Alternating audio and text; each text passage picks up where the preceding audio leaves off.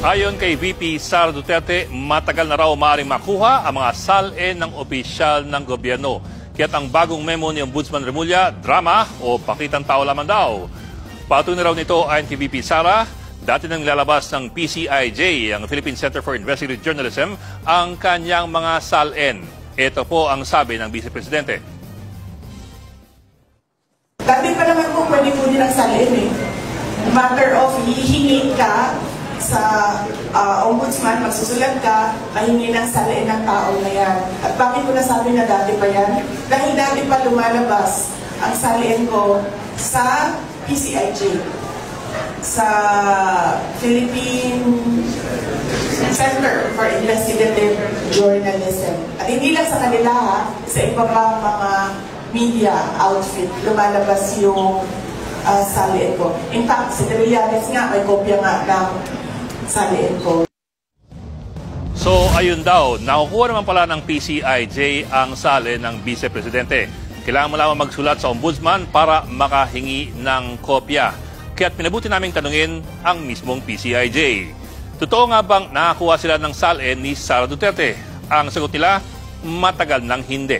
Ayon kay dating PCIJ Director Carmela Fonbuena, ang huli nilang nakuha ang SALN ni Sara Duterte noong 2017 pa. 8 taon na po ang nakakalipas. Kinumpirma po yan ni PCIJ Training Director Weng Paraan. Katunayan, ito po ang ginawa ng PCIJ na storya tungkol sa mga SALN ni Sara Duterte. Ang huling nakuha nila 2017 pa, nung si Sara ay mayor pa po ng Davao City. Ang pagigpit ng mga SALN nagsimula sa kanyang ama, si dating Pangulong Duterte. Magmula 2018, hindi na pa naglalabas si Pangulong Duterte ng SALN. Sa halip, pinagsapasahan lamang ang PCIJ ng Office of the President at ng Ombudsman ang siyang kustodya ng SALN ng Presidente at ng Vice Presidente. Ito pa, taong 2020, naglabas si Ombudsman Samuel Martires ng bagong mga patakaran para lalong higpitan ang pagsasapubliko ng mga SALN. Sa bagong patakaran, kailangan ka munang payagan ng opisyal na nag-file bago mo masilip ang kanyang SALN.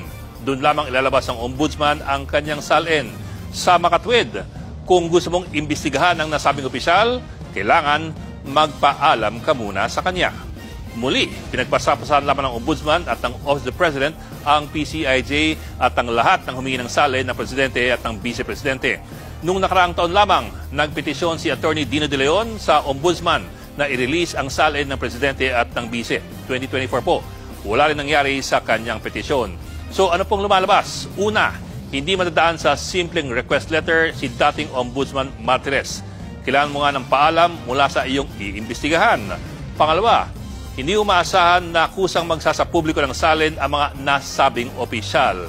At pangatlo, wala talagang nakuhang SALN ang PCIJ ni Rodrigo o ni Sara Duterte matapos ang taong 2017 at 2025 na po ngayon. Kaya't kahit papano natuwa ang marami nang niluwagan ng kaunti ang requirements ng bagong ombudsman. Pero eto nga po, hindi naman sana problema ito kung kusang maglalabas ng SALN ng mga opisyal ng gobyerno, maging presidente, vice-presidente, senador o congressman. Taon-taon naman, may mangilang-ilang opisyal na kusang naglalabas ng kanilang mga SALN. Yun nga lang, madalas po, ito ay mga nasa oposisyon. Kung pagbabasehan mo lang kasi ang batas at ang konstitusyon, ang hinihiling po sa lahat, maging administrasyon o oposisyon, ay transparency sa SALN at hindi ang pag-iigpit. Mga kapatid, Ed Lingaw po, maging maalam at may pakialam sa mga napapanahong balita sa ating bansa. Para sa mas malilimang pagtalakay at paghimay sa mga issue at headlines, mag-follow at mag-subscribe sa social media pages ng News 5.